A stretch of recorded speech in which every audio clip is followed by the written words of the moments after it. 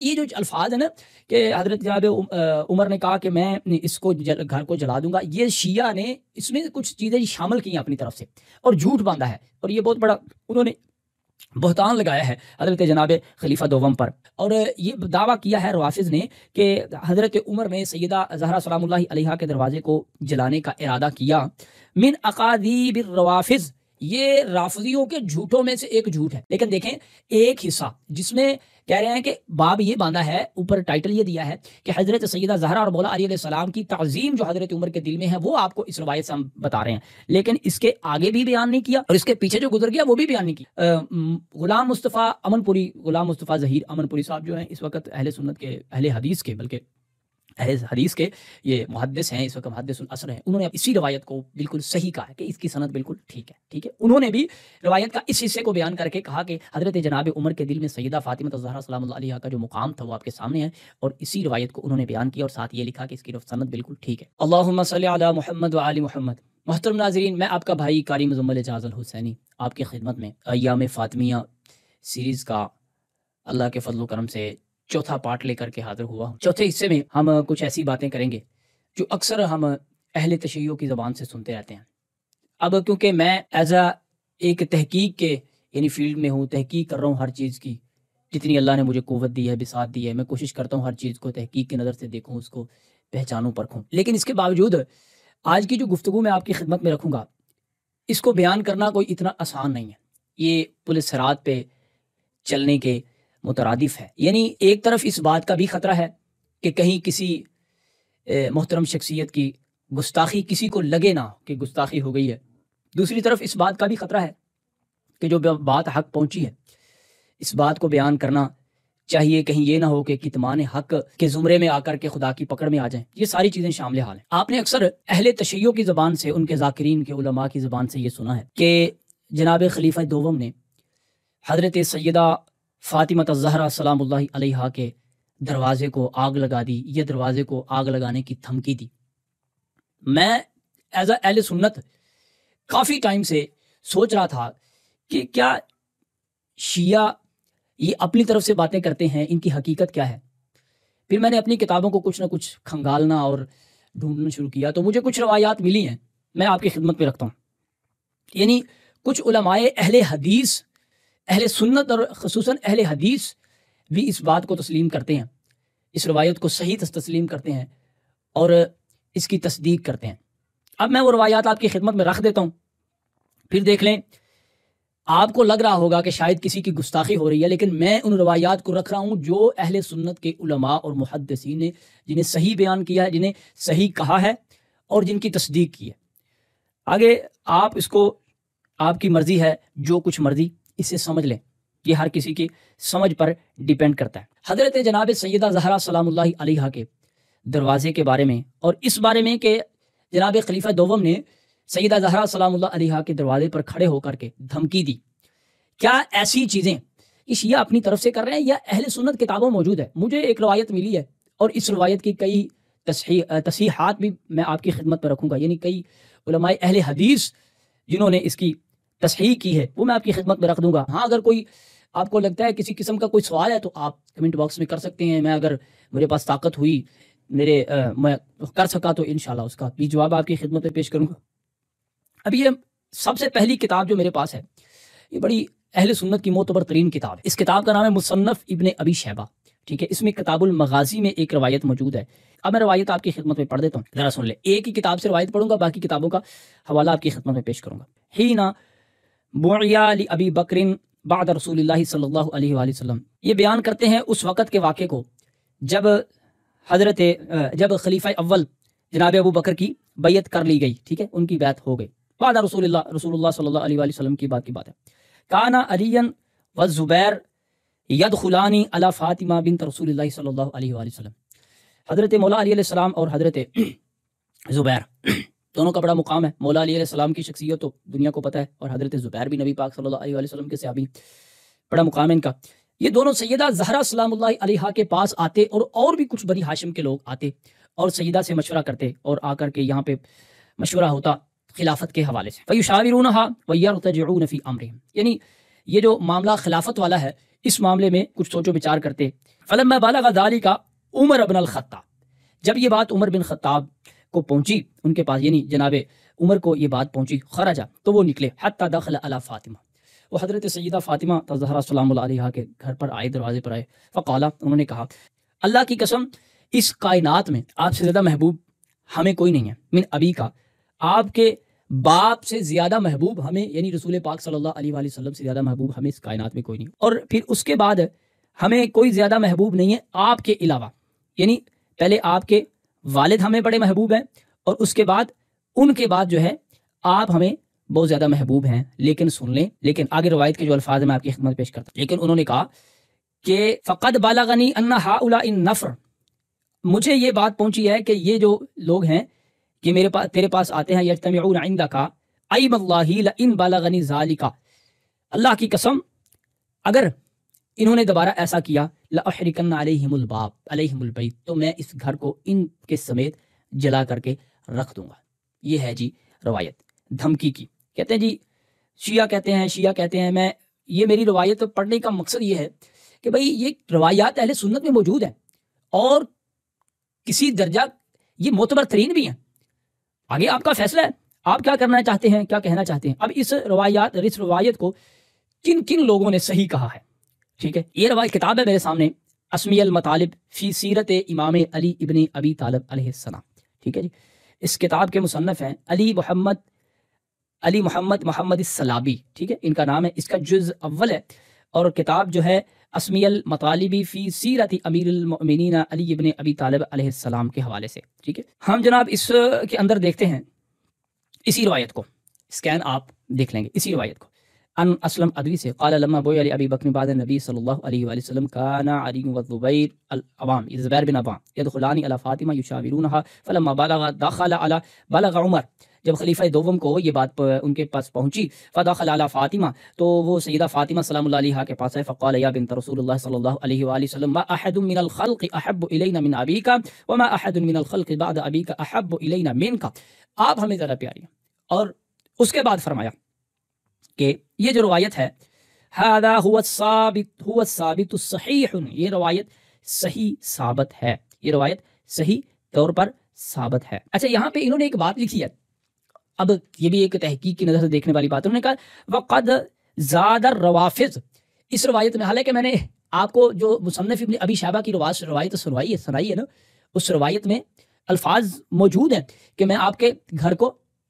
جلا دوں گا، ٹھیک ہے، دھمکی دی ہے انہوں نے. اچھا لیکن یہاں پہ یہ کون لکھ رہا ہے جناب اسمی المطالب، اس نے کہا وقد زاد الروافض فی هذه الروایات واختلقوا افقا وبهتانا وزورا وقالوا بان عمر قال اذا اجتمع عندك هذه النفر فساحرق عليهم هذا البيت. اور وہ کہتے ہیں کہ یہ جو الفاظ ہیں نا کہ حضرت جناب عمر نے کہا کہ میں اس کو گھر کو جلا دوں گا، یہ شیعہ نے اس میں کچھ چیزیں شامل کی ہیں اپنی طرف سے اور جھوٹ باندھا ہے، اور یہ بہت بڑا انہوں نے بہتان لگایا ہے حضرت جناب خلیفہ دوم پر، ٹھیک ہے. یہ یہاں پہ لکھ رہا ہے. اب میں نے آپ کے سامنے مصنف ابن ابی شیبہ کی اصل روایت بھی پڑھی ہے، تو اس میں بھی یہ الفاظ موجود ہیں، اور انہوں نے مصنف ابن ابی شیبہ یعنی امام ابن ابی شیبہ نے یہ نہیں کہا کہ یہ جو الفاظ ہیں یہ شیعہ نے یا روافض نے اپنی طرف سے شامل کی ہیں، لیکن انہوں نے یہ لکھا ہے کہ اخرجہ ابن ابی شیبہ، اسے ابن ابی شیبہ نے بھی لکھا ہے، المصنف نے بھی لکھا ہے، مصنف ابن ابی شیبہ میں، یعنی کہ ابن ابی شیبہ نے مصنف ابن ابی شیبہ میں لکھا ہے، اور اسنادہ صحیح،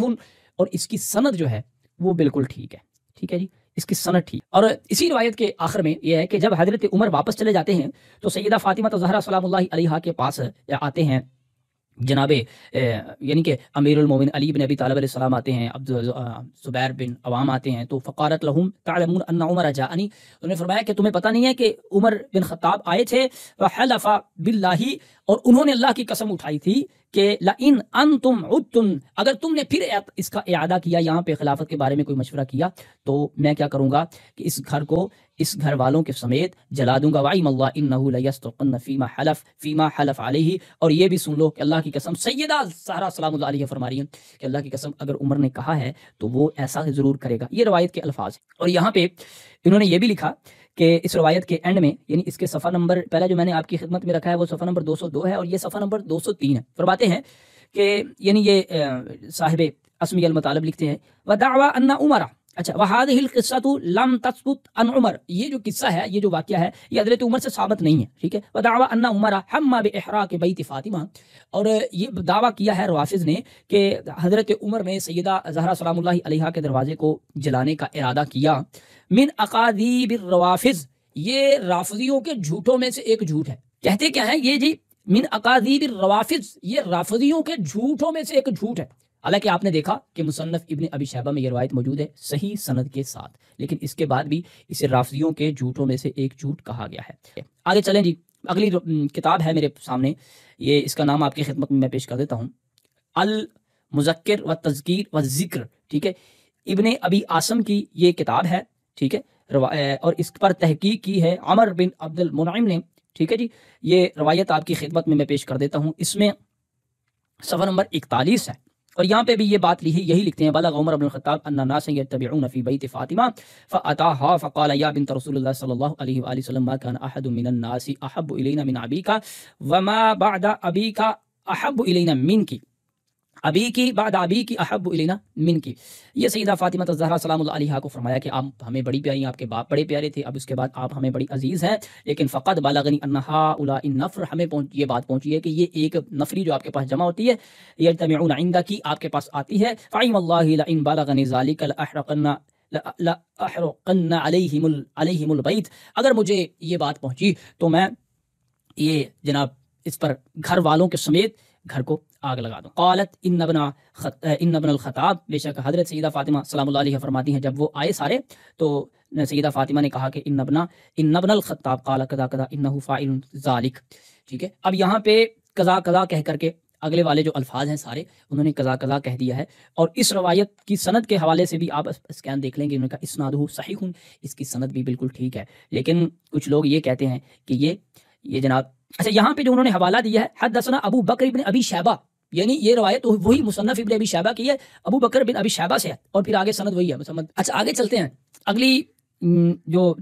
कैसे कह सकते हैं तस्हीह, इसकी तीसरी मैं आपकी खिदमत पेश कर देता हूँ। ये मुसन्नफ़ इब्न अबी शैबा वही उसकी रवायत है मुसन्नफ़ की, और इस पर जो तहकीक की है साद बिन नासर बिन अब्दुल अज़ीज़, उन्होंने तहकीक की है मुसन्नफ़ इब्न अबी शैबा की, वो आपकी खिदमत में ज़रा मैं रखता हूँ कि वो क्या कहते हैं। वही रवायत है, ठीक है, इसकी ये रवायत है। यहाँ पे इन्होंने इस रवायत को बयान करने के बाद, अच्छा देखें वही अल्फाज, पूरे अल्फाज हैं कि आप हमें, आपके बाबा हमें महबूब थे, आपके बाबा हमें महबूब थे, अब आप हमें महबूब हैं, और अगर ये लोग जमा हुए तो सुन ले, वही अल्फाज हैं, वही हदीस है। और उसके बाद आप देख लें कि इसके नीचे उन्होंने लिखा है कि हादा सहीहुन, ये सही है, अखराजा अहमद फ़ी फ़ज़ाइल सहाबा, इसे इमाम अहमद इब्न हम्बल ने फ़ज़ाइल सहाबा में बयान किया है, इब्न अब्दुल बर में फ़िल इस्तिज़कार में बयान किया है, और इब्न अबी आसम ने फ़िल अहाद में भी इसे जिक्र किया है, ठीक है जी। आगे चलते हैं, ये किताब है किराअतुन फ़ी कुतुबिल अक़ाइद, यानी ये इसके मुसन्नफ़ जो हैं हसन फ़रहान मालिकी, ठीक है। हसन फ़रहान यानी अहले सुन्नत के बहुत बड़े आलिम दीन हैं, उन्होंने इस रवायत को जिक्र किया जनाब अपनी किताब में, सफ़ा नंबर जनाब सुन लें 446, सफ़ा नंबर 46 पर उन्होंने फरमाते हैं ये जो फितना, ये जो आजमाइश हुई है, जिसकी इंतहा सैयदा सलामुल्लाह अलैहा के दरवाजे को जला करके हुई है, फ़ी अव्वल अहद अबी बकर व इकराह बाद सहाबतिल्लज़ीना कानू मआ अली